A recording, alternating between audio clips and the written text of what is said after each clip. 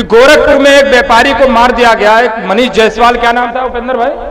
मनीष गुप्ता जी, मनीष गुप्ता को मार दिया गया। अखिलेश यादव उसके घर जाते हैं, 20 लाख रुपए की मदद करते। मुझे भी खुशी हुई, अच्छी बात है आप गए। लेकिन 1 से 1.5 महीना पहले उन्नाव में एक लड़का है, क्या नाम है साहब भाई उस लड़के का? फैसल नाम था। आप इधर आइए साहब भाई, ये साहब भाई हैं हमारे पार्टी में, ओवैसी यूथ ब्रिगेड के प्रदेश महासचिव हैं। आपको मैं बता दूं, 1 मिनट की बात लगेगी। साहब भाई को जैसे पता चला उन्नाव से 50 किलोमीटर दूर है बांगन मऊ, हमने फौरन फोन किया, पहुंचे फौरन। वहां पर लाश को लेकर जा रहे थे पोस्टमार्टम करने के लिए, पुलिस उठा के ले गई, पुलिस ने मार दिया, मर गया वहां पे फैसल। उसके घर की हालत इतनी खराब थी कि छत देख लोगे तो छत चूर रहा था, कभी भी छत गिर सकता था, इतने गरीब परिवार का था। मैं अपने आंखों से देखी बात बता रहा हूं। फैसल भाई गए, 302 का मुकदमा लिखवाया और अपने सामने बॉडी को लेकर गए और पोस्टमार्टम करवाया। पोस्टमार्टम करवाने के बाद उन्होंने कहा जब तक गिरफ्तारी नहीं होगी तब तक चैन से नहीं बैठेंगे। दूसरे दिन मैं वहां पर पहुंचा, हमारे प्रदेश अध्यक्ष जी और राष्ट्रीय अध्यक्ष जी का आदेश था, मैं वहां पर गया, प्रेस कॉन्फ्रेंस किया और मैंने विश्वास दिलाया कि पार्टी भी पूरी तरह से आपके साथ खड़ी रहेगी। चेयरमैन के वहां से बात किया, 3 लाख रुपए की मदद कराई। उसके बाद हमारे प्रदेश अध्यक्ष जी आए, पार्टी की तरफ से 1 लाख रुपया दिया गया। उसके बाद उन लोगों की, पुलिस वालों की गिरफ्तारी करा के उनको जेल भेजवाया और अलग से 17 लाख रुपए की हम लोगों ने मदद करवाई। अब बताइए अखिलेश यादव कहां थे? 1-1.5 महीने पुरानी की बात है, कोई ज्यादा दूर की बात नहीं। जानते हो क्यों नहीं बोला? क्योंकि मुसलमान था। इनके जितने एमएलए हैं, जितने नेता हैं, मुझसे कई लोग कांटेक्ट में बोलते हैं जाएगा कहां ये, इसको तो भाजपा का डर है, ये छक मार के हमको तोड़ देगा।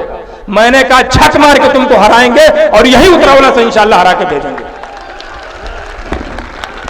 बताइए, जो आदमी तुम्हारा नाम तक नहीं लेना चाहता है, खुदा की कसम 2012 से बता दीजिए, अखिलेश यादव, सोनिया गांधी, प्रियंका गांधी, राहुल गांधी, मायावती, सतीश चंद्र मिश्रा, किसी ने आपका एक लफ्ज नाम तक नहीं लेना चाहते और आप उनको झौवा भर वोट देना चाहते हो। शर्म नहीं आती? जिनकी हैसियत पौवा भर वोट की नहीं, वो झौवा भर वोट चाहते हैं, और जिसकी झौवा भर की औकात वो पौवा भर वोट न ले पाए। आप अपनी ताकत क्यों नहीं दिखाते? या तो 7% है, अगर आप अपनी असलियत पे, अपनी चीज पे चले आए तो जो उनका पेशा उसी पेशा पे आ जाएंगे। लेकिन आपने उनको बना दिया साहब, मुख्यमंत्री बनाया, बाप को भी बनाया, बेटे को भी बनाया। बेटा इसी अपने ही दौर में, भाजपा का दौर नहीं था, मुलायम सिंह ने अपनी जबान से कहा कि मैंने कहा एक मुसलमान डीजीपी बना दो, तो मुझसे अखिलेश यादव 1 हफ्ता बात नहीं किया। इतनी नफरत रखता है आपसे और आप वोट देते हैं। यही अनवर हाशमी पूछ लीजिए, मंत्री बनाने के लिए रगड़ रहे थे, एड़िया चोटी लगा दिया।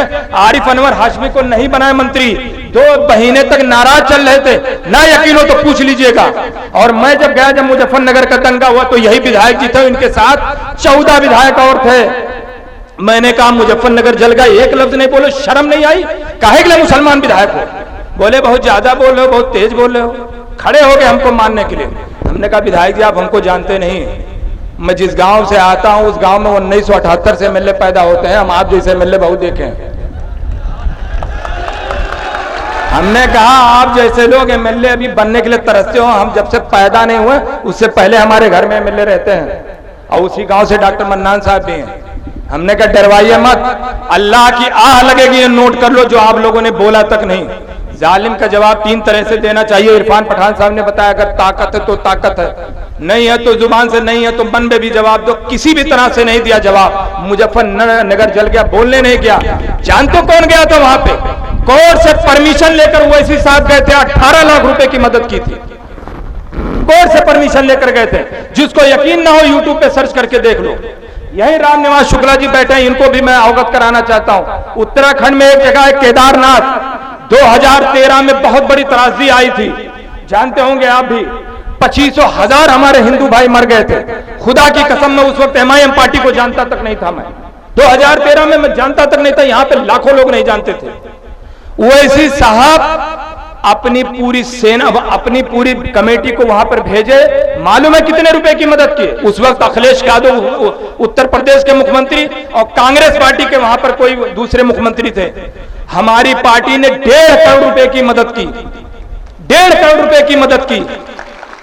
हमारे पार्टी के जो कॉर्पोरेटर थे वहां से हैदराबाद से तकरीबन 200 कॉर्पोरेटर लाखों रुपए का दवा लेकर और राशन लेकर गए, अपने हाथ से वहां मदद करके आए। हम हिंदू मुस्लिम अगर देखते तो करते, बताइए। जो आज अखिलेश यादव कर रहा है कि मुसलमान मर जा रहा है तो झांकने नहीं जाता, हिंदू मर जाता तो 20 लाख देता, दीजिए, मुझे तकलीफ नहीं है, 20 नहीं 50 लाख दीजिए, अच्छी बात है, लेकिन हम भी तो मर रहे हैं, हमारी भी तरफ तो ध्यान दीजिए। नहीं देते, जानते क्यों नहीं देते? देंगे तो कहीं ऐसा ना दूसरा वोट चला जाए। अरे दूसरा वोट तुम्हारे पास बचा ही नहीं यार, तुमको यादव भी अब वोट नहीं दे रहा है, 50% यादव देता है सब बीजेपी को वोट। मैं गलत कह रहा हूं तो बताइए, 50% से ज्यादा ये वोट देता है। बिहार में एक लोग एग्जाम्पल लगाते हैं ना, इल्जाम लगाते हैं कि ओवैसी साहब की वजह से नहीं बने। 4 चीजें बताता हूं, इन 4 चीजों की वजह से तेजस्वी की सरकार गई। एक पार्टी वहां पे वीआईपी पार्टी, मुकेश सहनी की आप लोग नहीं जानते, 4 विधायक हैं। मुकेश सहनी ने से इन्होंने अलायंस किया। जब फाइनल प्रेस कॉन्फ्रेंस किया तो उस प्रेस कॉन्फ्रेंस में कहा मैं आपको कोई मदद नहीं कर पाऊंगा, आप मेरी मदद करिए, मैं सीट नहीं दूंगा। लड़ाई झगड़ा हो गया, गाली गलौज जगह उठ के चला गया बीजेपी कार्यालय। मोदी ने अपने सीटों में से 11 सीट निकाल के दिया, उसके 4 विधायक जीते। एमआईएम पार्टी गई वहां अलायंस के लिए, अख्तरुल इमान साहब 3 बार गए, तेजस्वी यादव ने अलायंस करने से मना कर दिया। 5 विधायक आप ये नुकसान के, 4 ये नुकसान के, 9 हुए, क्योंकि दोनों लोग अलायंस में जा रहे थे। दे देते तो हमारे और जीतते, आपके साथ ही रहते। उसके बाद 70 सीटों पे कांग्रेस चुनाव लड़ी।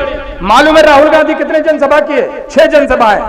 90 सीटों पे बीजेपी लड़ती है। मालूम है मोदी ने कितनी जनसभाएं किए? 18 जनसभाएं किए। आपको मालूम है कि हमको 5 सीटें जीतने के लिए कितनी जनसभाएं करनी पड़ी?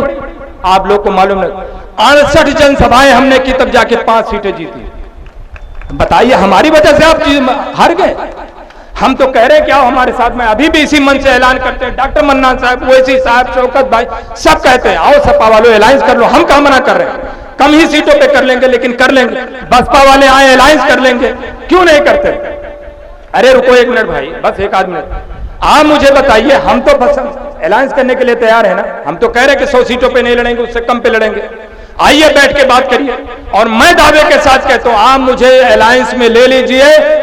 बीजेपी को अगर उत्तर प्रदेश से नहीं भगा दिया तो राजनीति छोड़ दूंगा।